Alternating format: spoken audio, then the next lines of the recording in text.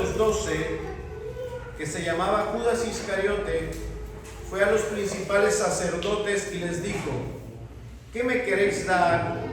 Y yo os lo entregaré. Y ellos le asignaron 30 piezas de plata, y desde entonces buscaba oportunidad para entregarle.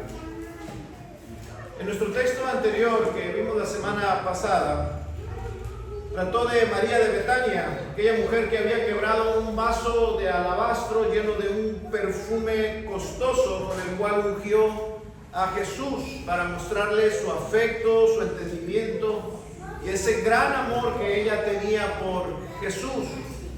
Ahora, en contraste a esa historia de amor extravagante, en contraste a esto, tenemos ahora la historia o el relato de Judas Iscariote, la historia de la traición de uno de los discípulos de Jesús. Judas, ese mismo hombre que estudiamos la semana pasada, que estaba ahí en el momento en que María ungió a Jesús con ese perfume e incitó a los discípulos a juzgar duramente a María, a juzgar lo que ella estaba haciendo, ese acto de adoración. Judas lo interpretó, lo juzgó e hizo que sus hermanos discípulos también juzgaran eso duramente como un derroche, como un desperdicio de recursos, cuando en verdad mencionábamos que Judas tenía otras intenciones dentro de su corazón.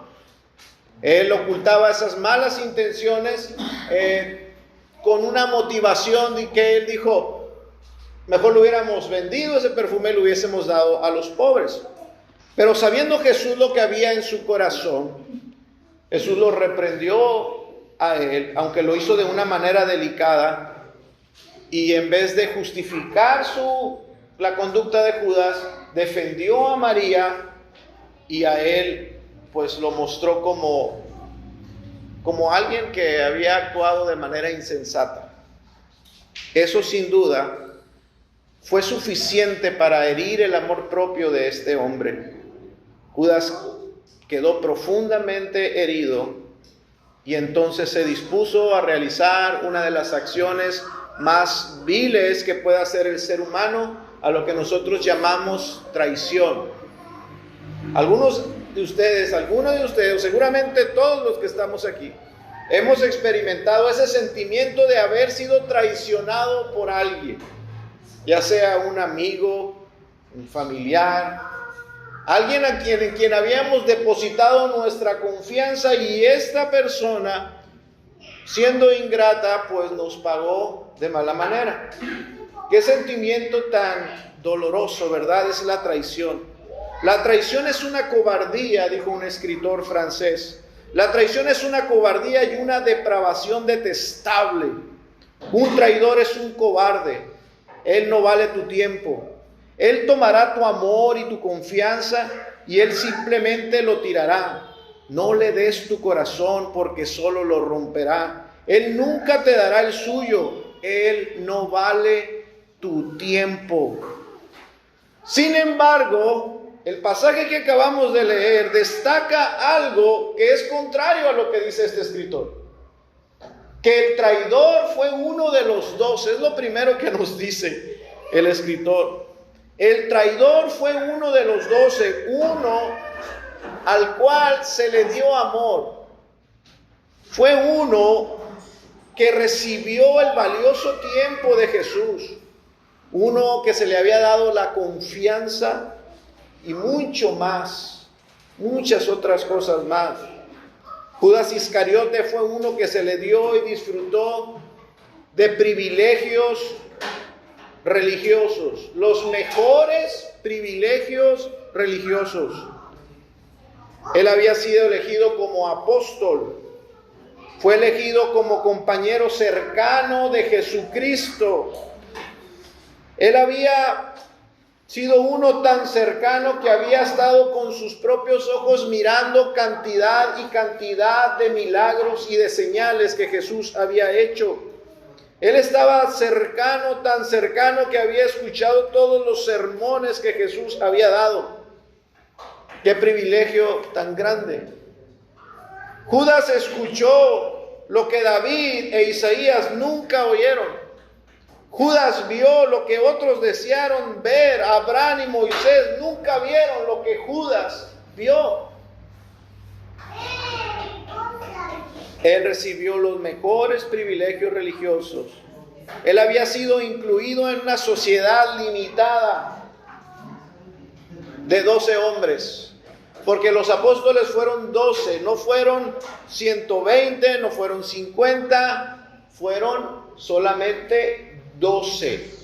12 hombres, un círculo, una sociedad pequeña, cercana a Jesús. Sin embargo, con todos esos privilegios personales y religiosos, Judas vendió a su maestro. La pregunta aquí es, ¿qué le faltaba a ese hombre? ¿Por qué, a pesar de todo lo que se le había dado, estaba insatisfecho? ¿Qué le faltaba a Judas? Todo lo que era de Jesús era de él. Incluso él lo administraba. Él era el que administraba las finanzas del grupo. Todo lo que era de Jesús era de Judas. Donde quiera que iba Jesús, Judas era tratado como si fuera Jesús. Así es que su problema de insatisfacción, como veremos, no fue porque a Judas le faltara algo. La insatisfacción fue porque le sobraba algo. Y ahorita vamos a ver qué fue eso. La traición de Judas es una de las pruebas más horribles de la maldad del corazón del ser humano, hermanos. Judas fue peor que un hijo ingrato. Judas fue algo muchísimo peor. Judas fue el discípulo que traicionó y vendió a Jesucristo. Nosotros miramos con desprecio, ya, ¿verdad? En una sociedad moderna como la nuestra, miramos con desprecio la venta de esclavos. O miramos como un delito grave la trata de personas, el vender por dinero a una persona. Bueno, aquí Judas vendió a Jesucristo, al Hijo de Dios, por 30 monedas de plata. Que el traidor, hermanos, fuera uno de los 12 nos enseña verdades aterradoras y dolorosas. Quisiera mencionar dos cosas. Que el traidor fuera uno de los 12 nos enseña que a pesar de que alguien goce de grandes privilegios religiosos, puede pasar que este alguien no esté bien con Dios. Puede que alguno profese amor, puede que alguno esté profesando tener una alta veneración por el cristianismo y sin embargo no tener un corazón leal a Dios. Una cosa es lo que decimos y otra cosa es la verdadera lealtad de corazón a Cristo. Eso puede pasar y eso debe causarnos cierta angustia dentro de nosotros, porque estamos aquí disfrutando de privilegios religiosos, estamos aquí confesando que veneramos a Cristo, que amamos el cristianismo. Sin embargo, puede pasar que alguno esté aquí y no ser leal a Cristo. Segunda cosa, o segunda verdad que nos enseña que el traidor fue uno de los 12, también nos enseña que la iglesia puede ser engañada por la conducta religiosa de hombres y mujeres honorables. La conducta religiosa de Judas, hermanos, era intachable. Judas era honorable. No sé cómo tú imagines a Judas, pero Judas era un hombre honorable en lo externo. En lo externo, Judas era un hombre que parecía ser muy propio, alguien muy digno. Externamente usted miraba a Judas y no encontraba diferencia con los otros 11. Era semejante a los otros 11 apóstoles. Externamente era similar. Parecía que creía verdaderamente. Parecía que él también estaba dispuesto, como los demás, a entregar su vida por Cristo. Parecía. De hecho, nosotros nos damos cuenta que ninguno de los 11 sospechaba que Judas fuera un hipócrita. Vemos en nuestro texto, en los versos más adelante, del 20, dice: cuando llegó la noche, se sentó a la mesa con los 12 y mientras comían dijo: de cierto os digo que uno de vosotros me va a entregar. Y entristecidos en gran manera comenzó cada uno de ellos a decir: ¿soy yo, Señor? Cuando Jesús dijo que uno lo iba a traicionar, los 11 no dijeron: es Judas. No, ninguno sospechaba de Judas, porque Judas era muy semejante a los 11. Entonces, nos damos cuenta que el problema de este hombre no era lo que se miraba en el exterior de él. El problema estaba en lo que había estado ocurriendo dentro de su corazón, en lo que había estado pasando dentro de su corazón. Él no había experimentado un cambio de corazón. Entonces, la iglesia puede ser engañada por la conducta religiosa de hombres y mujeres honorables dentro de ella. Eso es una realidad. Eso pasó en el círculo más cercano a Jesús, ha pasado durante siglos en toda la historia de la iglesia. En la iglesia siempre habrá hipócritas. No somos mayores que Jesús para poder evitar eso. Jesús, entre los suyos, entre los más cercanos, tenía a un traidor.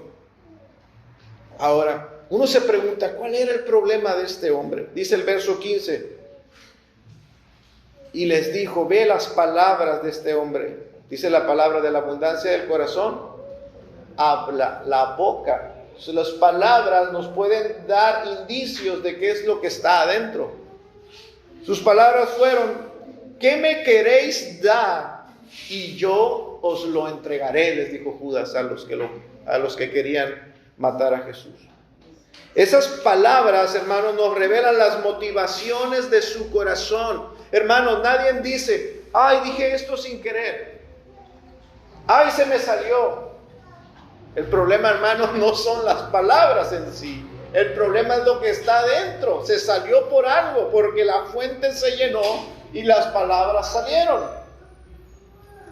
Debí de haber sido más prudente. Simplemente fue un pequeño error de prudencia. No, la prudencia no es el pecado principal. El pecado principal está lo que estaba dentro del corazón. Hermanos, aquí se ve qué es lo que había en el corazón de Judas. Vemos que el corazón de Judas no había sido transformado por la razón de que él se había estado aferrando a un pecado. Él había querido, amado mucho un pecado dentro de él. Él dijo: ¿qué me queréis dar? Hermano, qué pregunta tan ruin. Qué pregunta tan vil. Él había sacrificado mucho por Cristo. Judas había dejado muchas cosas por seguir a Cristo, pero no había sacrificado la codicia. Él había dado mucho, pero no todo. Aquí, hermanos, vemos la esencia del evangelio, el costo del evangelio, lo que significa seguir a Cristo y no engañarnos. Cristo pide todo.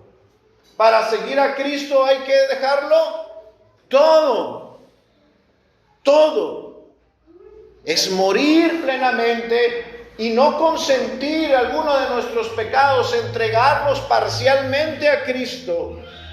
Judas cometió el error de no sacrificar su codicia, de tener un anatema oculto dentro de su corazón, albergado ahí por mucho tiempo.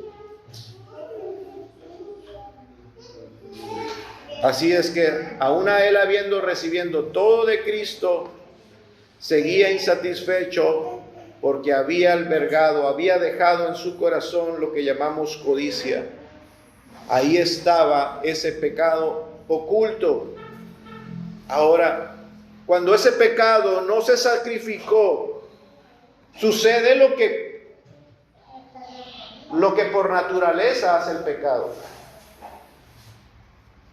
Si tú nunca sacrificas un pecado y lo guardas ahí, lo escondes, ese pecado finalmente te va a consumir. Ese pecado es el que finalmente te va a destruir. Pablo dice a Timoteo que el amor al dinero es la raíz de todos los males. Y tenemos muchos ejemplos en la Escritura. Ejemplos que conocía Judas y no tomó en cuenta y no consideró eso, sino que amó más su pecado. Judas conocía el ejemplo de José, que fue vendido por sus hermanos, fue vendido por dinero. Tenemos la historia de Sansón, que fue entregado por dinero a los filisteos.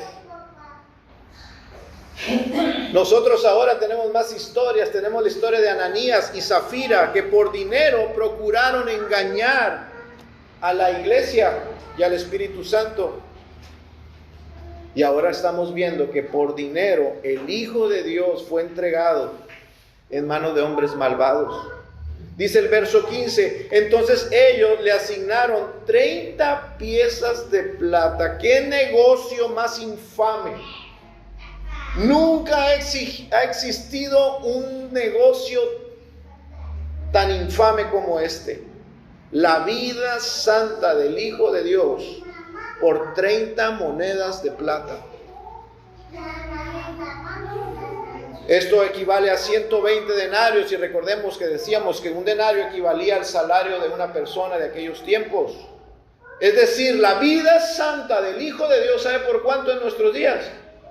¿Por cuánto vendieron a nuestro Salvador? ¿Por cuánto lo entregaron? Por 30,000 pesos.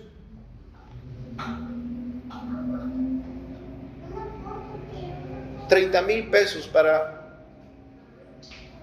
llevar a Jesucristo a morir en una cruz. Una vida. Usted no daría ni su oreja por 30,000 pesos.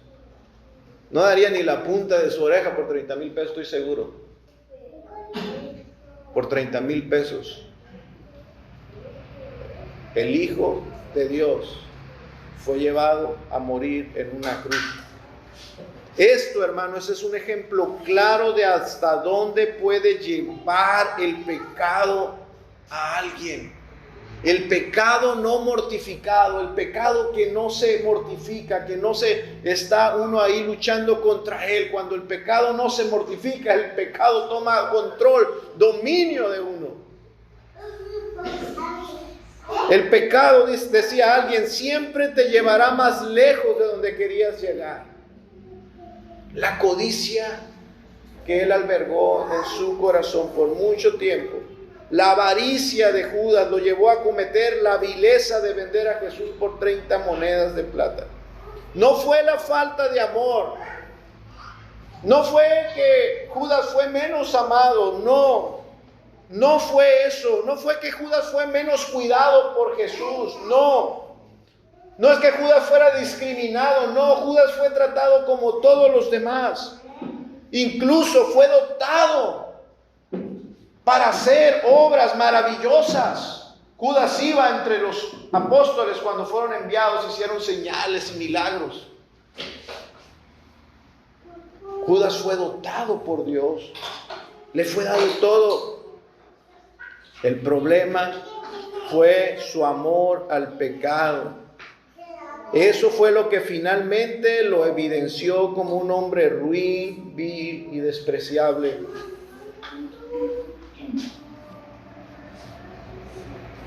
No fue falta de conocimiento, él no podría alegar ignorancia, porque él estaba ahí cuando el Señor Jesús enseñaba.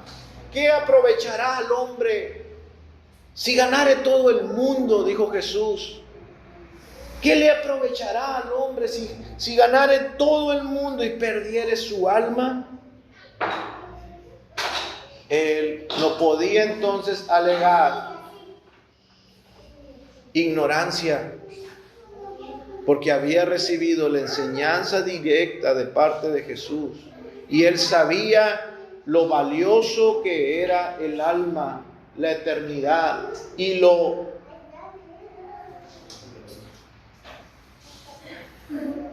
ínfimo que son las riquezas terrenales. Lo vano que son las cosas terrenales, porque lo aprendió de Jesús. Sin embargo, él amó más su pecado. Hermanos, que el problema de Judas, ruego que no sea también tu problema. ¿Cuántos de ustedes han cambiado por unas cuantas monedas las bienaventuranzas eternas? ¿Por qué habría yo de cambiar lo ínfimo por lo magnífico? Sin embargo, yo he visto a muchos cristianos que por unas cuantas monedas dejan ir las bendiciones espirituales, las cosas eternas, las cosas que realmente valen.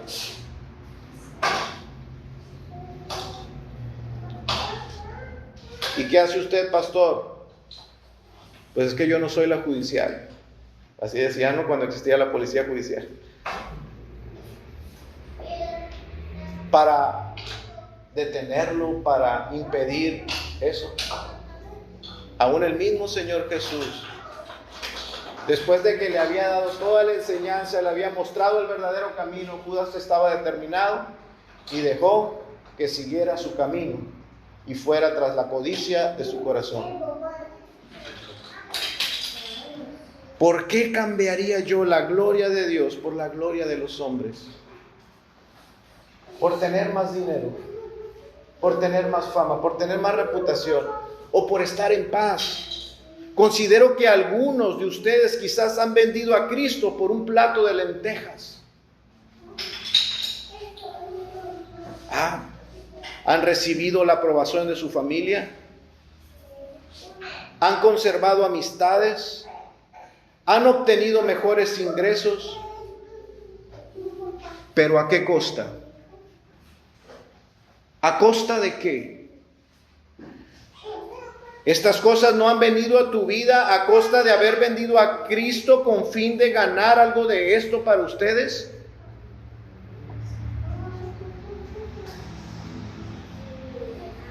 Tengamos cuidado con esto, hermano. Mateo aquí nos muestra y nos ha mostrado en todo su evangelio a Jesucristo como el Rey. Y el Rey, en esta parte del escrito de Mateo, el Rey está siendo traicionado por uno de sus súbditos más cercanos. ¡Qué drama! ¡Qué tragedia! Un discípulo cambiando una herencia eterna por un bien pasajero. Una herencia eterna por un bien pasajero.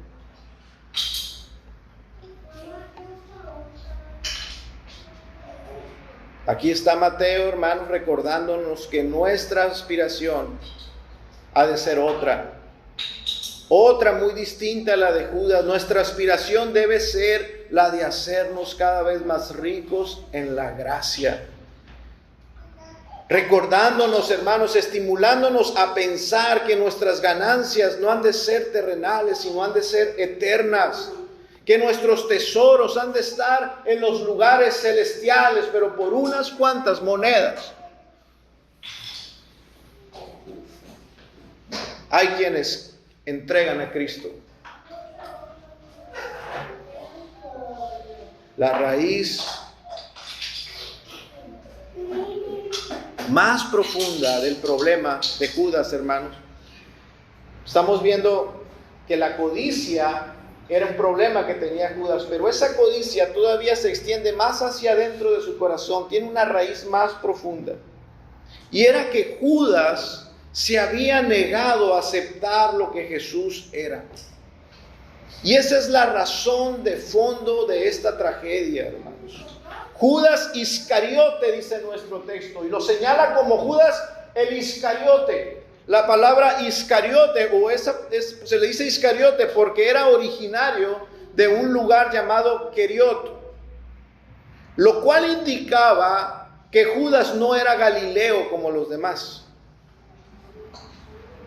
Él provenía de Queriot, de una región donde habitaban los nacionalistas extremistas.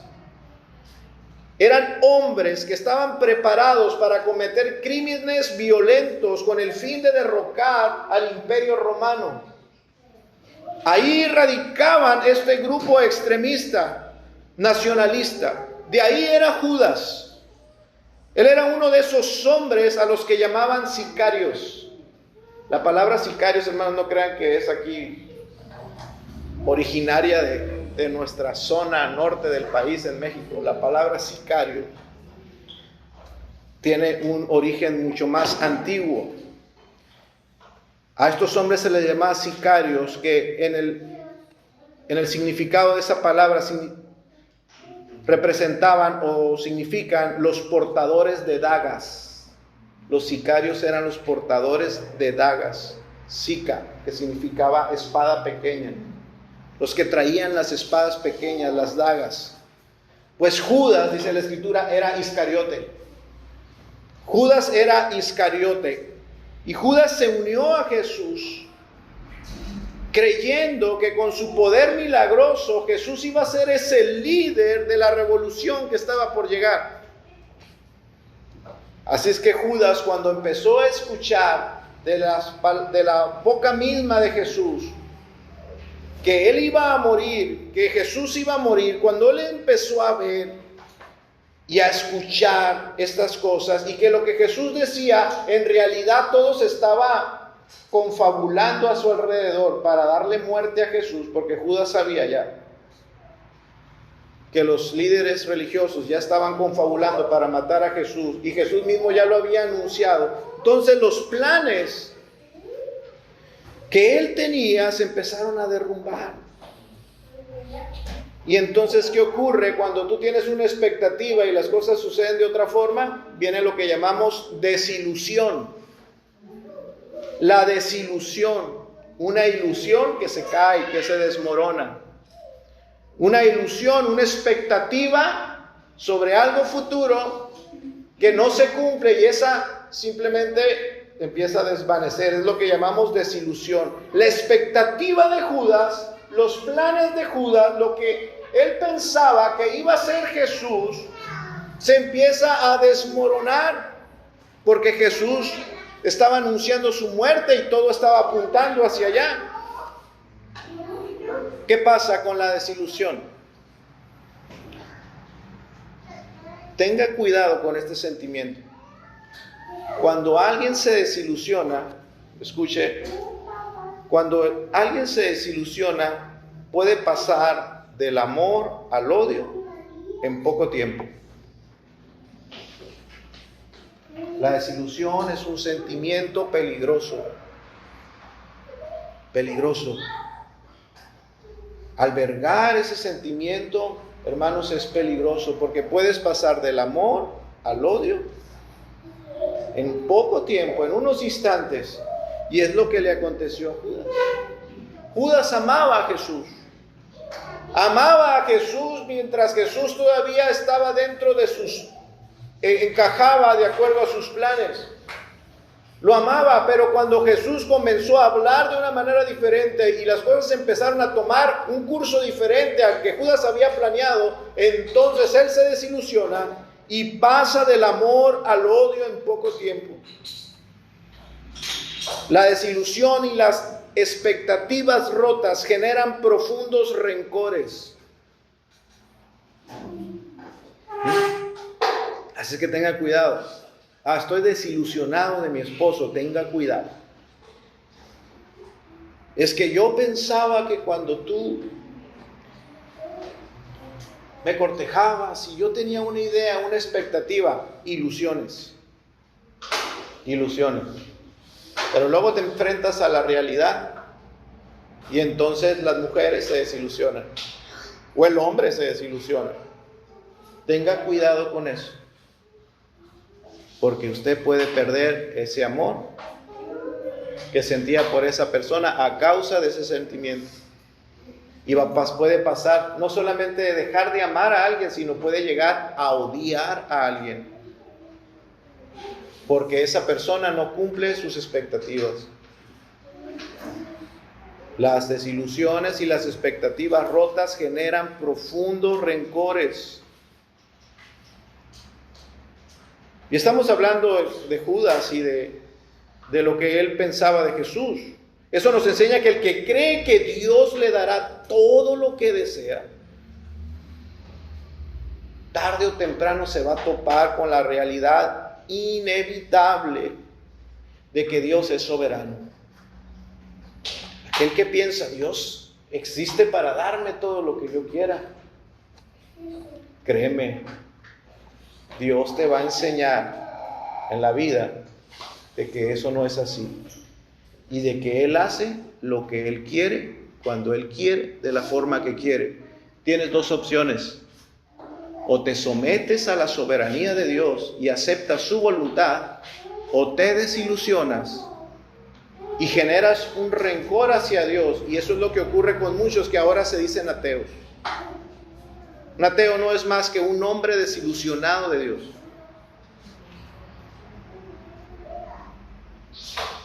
El que cree que Dios le dará todo lo que quiera se va a topar con la realidad. Se va a dar cuenta de esto. Dios siempre hace lo que quiere y Él hace su voluntad y no la nuestra. Es ahí entonces cuando estas personas se enfrentan a la realidad del verdadero Dios. El verdadero Dios. Tú puedes tener ilusiones, expectativas acerca de quién es Dios, de cómo Él actúa, de cómo se relaciona con sus criaturas, pero te topas con la realidad. Y es ahí donde muchos desbocan en su desprecio hacia Dios, como le pasó a Judas. Cuando las cosas no fueron por el camino que este hombre esperaba, cambió su admiración por odio y por desprecio. Y asimismo acontece a muchos. Muchas personas vienen a la iglesia y con el tiempo se dan cuenta de que Jesús no es el Cristo que ellos esperaban. Se acercan a la iglesia y vienen y empezamos a estudiar la palabra de Dios, empezamos a estudiar la vida de Dios, los propósitos de Dios, la revelación que Él nos da de sí mismo, y entonces las personas se empiezan a topar con la realidad, porque esta es la verdad. Sea Dios veraz y todo hombre mentiroso. Esta es la verdad. Y vienen a la iglesia y se topan con la verdad. ¿Y qué pasa? En el mejor de los casos se desilusionan y se marchan. Se niegan a aceptar al Jesús de las Escrituras. Tratan de cambiarlo, pero no pueden. Tratan de moldear a Cristo a su manera, a su gusto. Cuando las Escrituras nos dice que Cristo es el que cambia y moldea al hombre. Cristo es el que nos cambia a su semejanza y no nosotros a Cristo. Nosotros no moldeamos a Cristo a que sea como nosotros. Él es el que nos cambia a nosotros y nos moldea a su imagen. Eso es lo que hacemos en la iglesia. Venimos a ser transformados por Él. No venimos aquí a transformar a Cristo para que Él sea lo que yo quiero que sea, para que Él actúe como yo quiero que actúe. La iglesia no es Judas Iscariote. La iglesia no es Judas Iscariote. No podemos manipular a Jesús para que Él haga lo que nosotros queremos. Debemos someternos a Él y no Él a nosotros. Judas creyó que él sabía cuál era el mejor plan, cuál era la mejor estrategia para establecer el reino de Dios. Iscariote, con la espada, con una revolución, sacar al ejército, sacar a los romanos, vencerlos. Él creyó que esa era la manera de establecer el reino de Dios. Pero la Escritura dice, creyendo ser sabios, se hicieron necios. Hermanos, que el error, que la equivocación de Judas no sea nuestro error. Mire, yo sé que muchas de las expectativas de los cristianos acerca de Dios han fracasado. Eso es muy común. Es que no se asuste tampoco.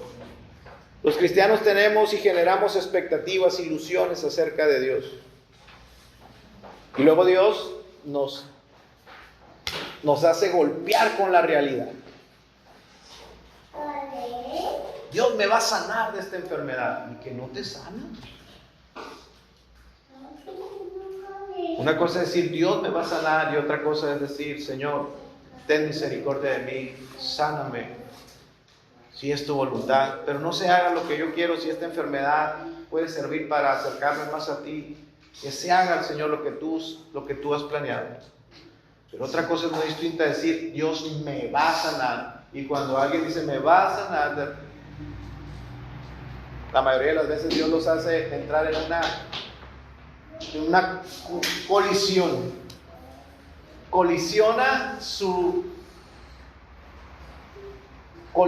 Choca su expectativa, su ilusión con la realidad. Ay, hermanos.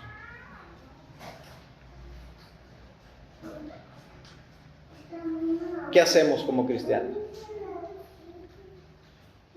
Yo quiero decirte que si estás conociendo cuál es la perfecta voluntad de Dios, si estás chocando con la realidad y te estás dando cuenta quién es Dios en verdad y cómo Él actúa y cómo Él se relaciona con sus criaturas, si tú estás aprendiendo cuál es la perfecta voluntad de Dios, aunque choques con esa realidad, hermano, no te desilusiones. No seas como Judas y te desilusiones. Nosotros como cristianos, ¿qué hacemos? Confesamos nuestra ignorancia. ¡Qué ignorante era! El cristiano humilde, el discípulo humilde, no se frustra, no se amarga, no guarda rencor, no hace crecer el odio por su desilusión, no, sino reconoce, dice, ¡qué ignorante era! Y no solamente eso, sino que dice, yo me sujeto a tu voluntad, bendito Dios, porque tu voluntad es buena, es agradable y es perfecta para ti, para tus propósitos y también para mí, aunque a veces pasan estas cosas de una manera que no entiendo.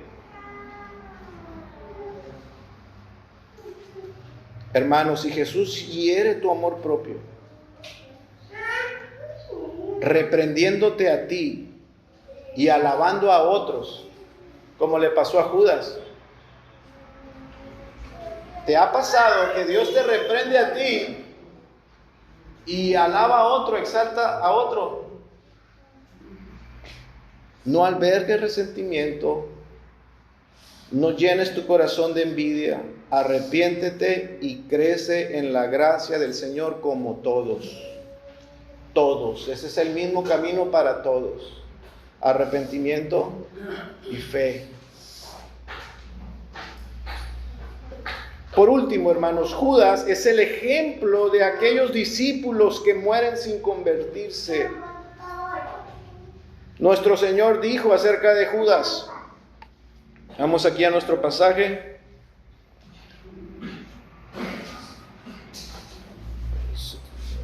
Soy yo, Señor, versículo 23, cuando ellos se preguntaban, soy yo, Señor. Entonces Él respondió, versículo 23, el que mete la mano conmigo en el plato, ese me va a entregar. A la verdad el Hijo del Hombre va, según está escrito de Él. Ay de aquel hombre por quien el Hijo del Hombre es entregado. Bueno le fuera a ese hombre no haber nacido. por más cercanos e involucrados que hayan sido estas personas en la iglesia, si el corazón de alguno no se ha convertido, no hay esperanza para ellos.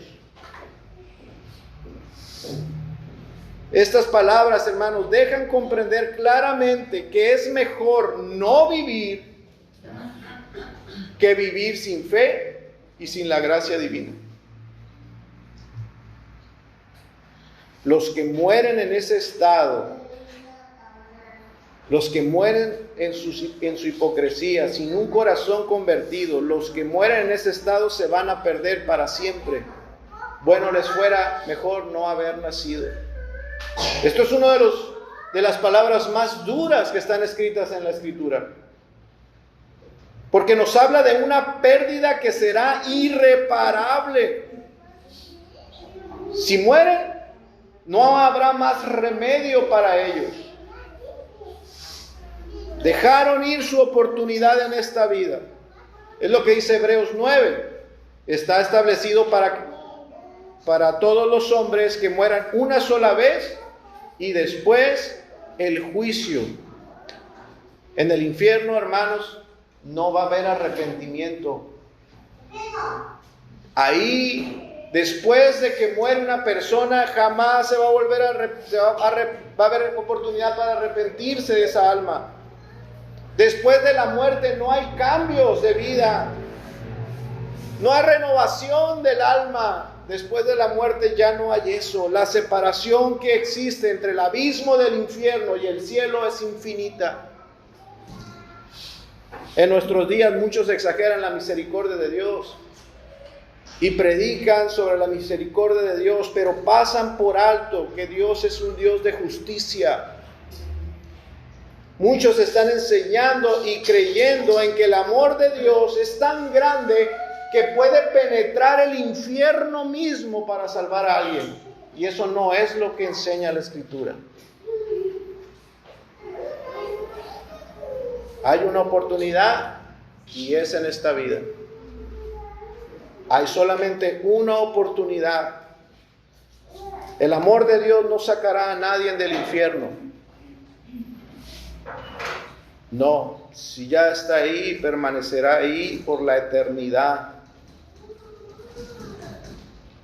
Y aunque muchos estén enseñando eso, ¿qué nos corresponde a nosotros sino apegarnos a las santas palabras, a la buena doctrina, a la sana doctrina que está en la Escritura? Mientras hay vida, hay tiempo para reconciliarse con Dios, porque después no lo hay. Después no lo hay. Judas, después de que traicionó, escúcheme, después de que aquí es evidenciado como el traidor en esa noche, ¿qué pasó? No crea que inmediatamente le dieron el dinero y vinieron los soldados. No. Judas buscaba la ocasión para entregar a Jesús. Es decir, él canjeó a Jesús por ese dinero y tuvo tiempo para reflexionar, para arrepentirse del trato que había hecho. Sin embargo, dice la Escritura que él buscaba la oportunidad para entregar a Jesús, el momento propicio. No se arrepintió. Tuvo tiempo para arrepentirse, pero no se arrepintió. No consideró qué he hecho. No volvió en sí.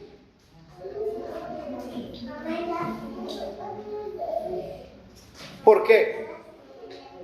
¿Por qué alguien que hace algo tan horrible no se arrepiente? Algunos piensan que las personas pecadoras después de muertas se van a arrepentir. Si no se arrepintieron en esta vida es por una razón, porque su corazón está endurecido, es una piedra. Y eso no va a cambiar después de la muerte. Eso no cambia si Dios no lo hace. ¿Por qué Judas no se arrepintió? ¿No consideró que lo que había hecho era tan ruin, tan vil, tan bajo? ¿Por qué no se quebrantó y lloró? ¿Por qué? La conciencia de este hombre, hermano, estaba endurecida. Y eso, hermano, nos enseña que cuando la conciencia de alguien está endurecida, va a llevar a esa persona a hacer las cosas más grotescas y viles. La conciencia es como el policía dentro de nosotros que nos dice: alto, peligro, no pases de aquí. Cuando se presenta, eso es la conciencia, como una barrera que está ahí, o como un policía que nos está diciendo: esto es malo, no lo hagas, te va a ir mal, peligro, hay consecuencias, vas a dañar, vas a herir. Esa es la conciencia, cuando la conciencia está fresca, cuando la conciencia está vívida. Pero cuando la conciencia está endurecida, es decir, no hay un policía, no hay nada que te restrinja, y entonces el hombre puede cometer los actos más viles y vergonzosos sin ningún pudor. Puede hablar, puede criticar, puede señalar, puede mentir, puede hablar de otros, puede herir, puede matar, y no se va a arrepentir. ¿Por qué? Porque su conciencia ya está endurecida. Es decir, aquí estoy hablando acerca de los peligros del amor a las riquezas, de las consecuencias que hay de vender a Cristo por unas monedas de plata.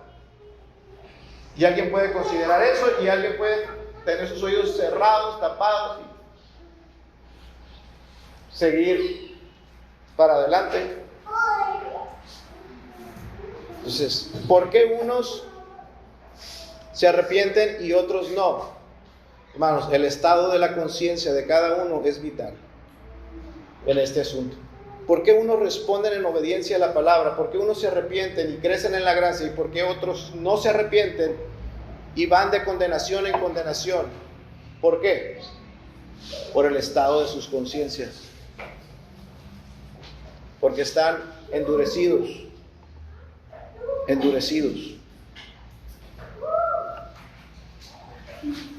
Cuando no hay una conciencia sensible, no hay pudor, no hay vergüenza, no hay arrepentimiento. Judas tuvo tiempo para arrepentirse y sin embargo no se arrepintió. Él siguió pensando cuál era el momento más preciso para entregar a Jesús. Voy a leer un poema de un escritor sobre la traición. En el oscuro abismo de la traición se esconden los corazones traicioneros. Como sombras en la noche se arrastran sin piedad, sin remordimiento. Engañan con sonrisas falsas, entrelazando mentiras con la realidad. Como camaleones cambiantes se disfrazan ocultando su verdadera identidad. Despertando ilusiones y promesas, con fragancias embriagantes de engaño, ahogan la confianza sincera y cortan los lazos con un frío desengaño. Pero la traición, a pesar de todo, no puede apagar el brillo de la verdad. La lealtad es como un faro en la tormenta que ilumina el sendero hacia la felicidad. Así que, traidores, os dejo un legado, la esperanza de cambiar vuestro destino. Deja atrás vuestras traiciones pasadas y abraza un camino sincero y genuino. Mientras hay vida, mientras hay tiempo, cualquier corazón que haya sido como el de Judas puede arrepentirse, puede detenerse. Mientras hay vida, como decimos, hay esperanza.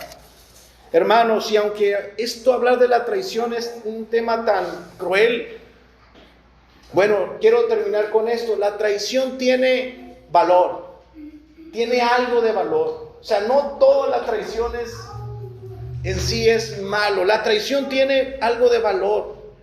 La traición, yo creo que es como ese telón oscuro, como cuando estás viendo una obra de teatro y se presenta los actores y están al frente, pero para que resalte lo que está ocurriendo en el templete se pone un telón oscuro de fondo. Bueno, creo que la traición es ese telón oscuro que revela la verdadera esencia del amor. En el drama de la redención, hermanos, de nuestros pecados, la traición no fue el final,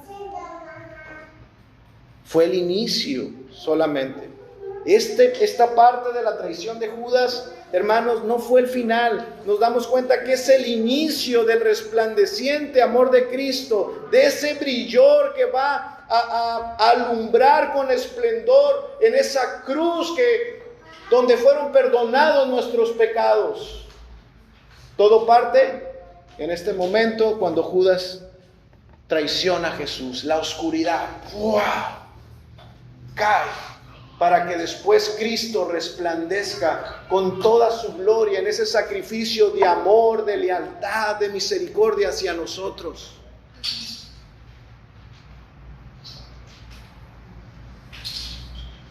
Aprenda esto, hermanos. El traidor siempre, el traidor siempre será el vencido. ¿Escuchó? Existen historias muy famosas y cada país tiene sus historias, ¿no? De su independencia, de cómo ellos... Bueno, nosotros tenemos historias también en nuestro país, de grandes héroes. Y dentro de todas esas historias siempre hay historias de traidores. Pero ninguno de esos traidores es más grande que la gloria que se levanta después al lograr una independencia, a lograr una gran victoria. Hermanos, los traidores nunca serán los vencedores. El leal siempre será el que vence. En el velo oscuro de la deslealtad y de la ingratitud, los justos van a resplandecer como las estrellas en la oscuridad. Es ahí cuando experimentamos la traición, cuando valoramos y amamos y conocemos lo que es la verdadera lealtad, lo que es la verdadera amistad, lo que es la verdadera hermandad, lo que es verdadero amor. Así es que gracias a Dios también por las traiciones. Mientras vemos el lado más oscuro de la traición del discípulo y del apóstol Judas, hermanos, el acto de amor y de fe que acabamos de ver de María de Betania, ahora me alumbra más. Cuando veo ese contraste entre María y Judas, ahora lo que hizo María para mí es más glorioso. Esta mujer leal de corazón a Jesús. Una mujer que andaba ahí de arrimada, ella no era de los 12, cuando un varón, un hombre que se supone que debe ser de más carácter, de más lealtad, cuando un hombre, uno cercano, se ve quebrado, dominado por su pecado. Hermano, pero más claro que esto, yo creo que yo también fui ese Judas que vivió egoístamente. Yo también fui ese Iscariote, un mercenario controlador. Yo vendí con mi pecado al Señor. Yo llevé a Cristo y lo colgué en la cruz. Yo también cometí ese crimen vil de darle la espalda a mi Señor. Pero en la oscuridad mía el Señor resplandeció, hermano. En esa oscuridad mía el Señor resplandeció, me dio como gracia más vida, más tiempo para que yo me arrepintiera. Dios me dio tiempo que yo no merecía. Y a su tiempo me llamó. A su tiempo me lavó y me perdonó. Pido al Señor para que tú puedas decir, si el traidor es el vencido, yo soy ese traidor. Y si el leal es el que vence, Cristo es el vencedor. Porque todos hemos sido pecadores, todos hemos dado la espalda a Dios, pero el leal, nuestro Cristo, ha vencido y nos ha lavado, nos ha dado tiempo y nos ha concedido el arrepentimiento, hermano. Que el Señor bendiga su palabra, hermanos, y nos ayude a vivir en su verdad. Padre, te damos gracias.